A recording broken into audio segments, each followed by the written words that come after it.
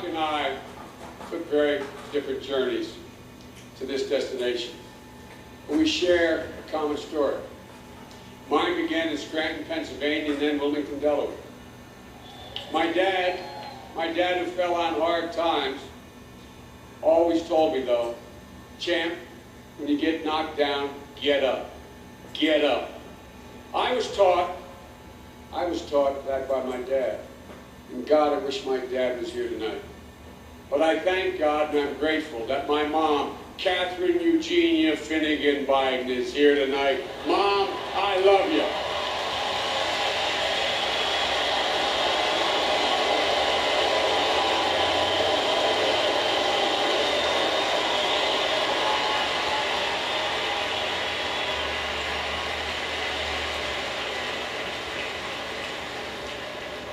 You know, my mom taught her children, all the children who flocked to our house, that you're defined by your sense of honor and you're redeemed by your loyalty.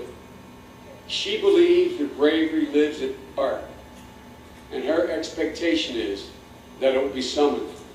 Failure at some point in your life is inevitable, but giving up is unforgivable.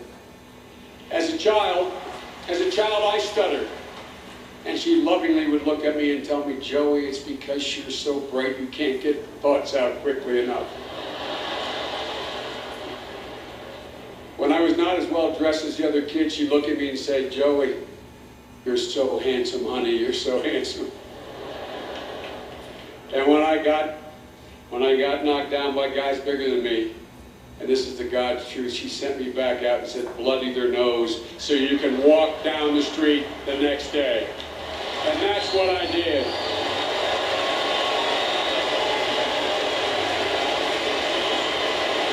You know,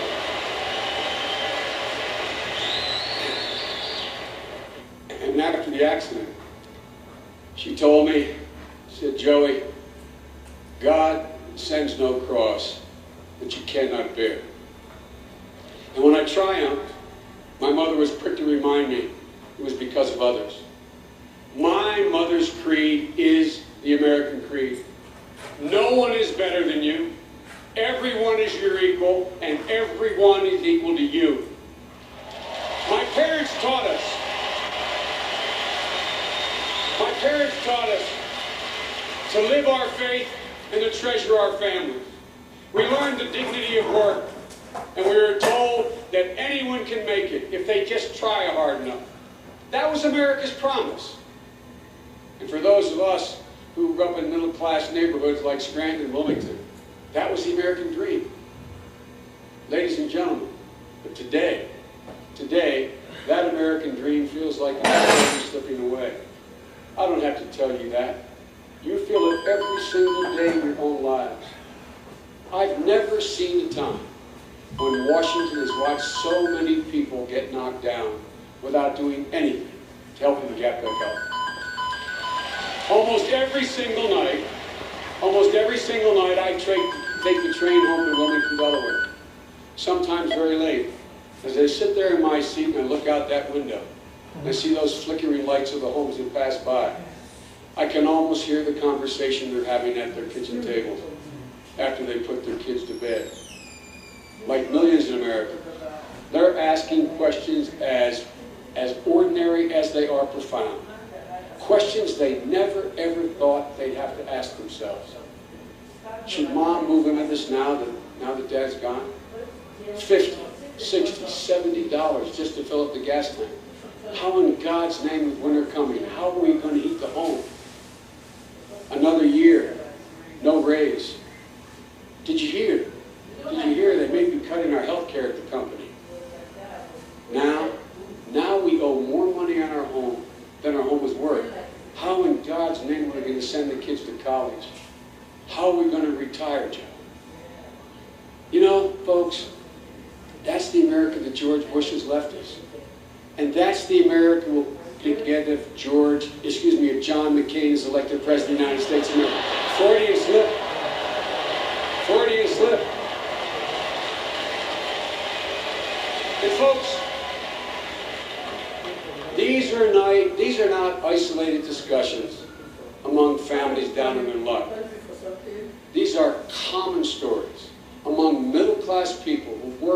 hard their whole life, played by the rules, on the promise that their tomorrows would be better than their yesterdays. That promise is the promise of America. It defines who we are as a people. And now it's in jeopardy. I know it, you know it, but John McCain doesn't seem to get it. Barack Obama gets it though. Like many of us in this room, like many of us in this hall, Barack Obama has worked his way up. He is the great American story. You know, I believe the measure of a man is not the road he travels, but the choices he makes along that road. And ladies and gentlemen, Barack Obama could have done anything after he graduated from college. With all his talent and promise, he could have written his own ticket to Wall Street. But what did he choose to do? He chose to go to Chicago, the south side of Chicago. There in the south side, he met women and men who had lost their jobs. Their neighborhood was devastated when the local steel plant closed. Their dreams had to be deferred.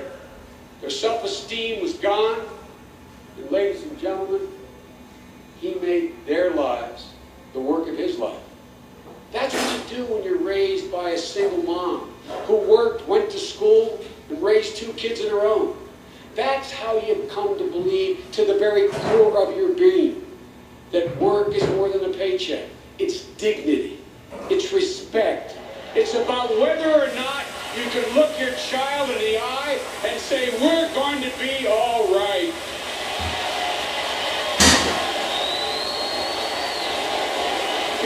Because Barack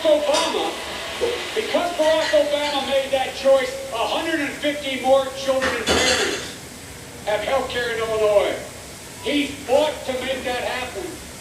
Because Barack Obama made that choice, working families in Illinois pay less taxes, and more people have moved from welfare to the dignity of work, and he got it done. And when he came to Washington,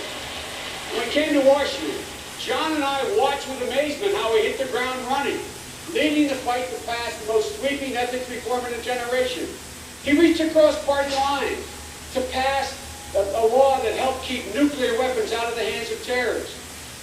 And then he moved Congress and the President to give our wonderful wounded warriors the care and dignity they deserve. You know, you can learn a lot about a man campaigning with him, debating him, seeing how he reacts under pressure.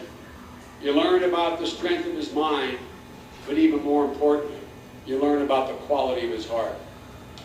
I watched how Barack touched people, how he inspired them, and I realized he had tapped into the oldest belief in America. We don't have to accept a situation we cannot bear. We have the power to change it.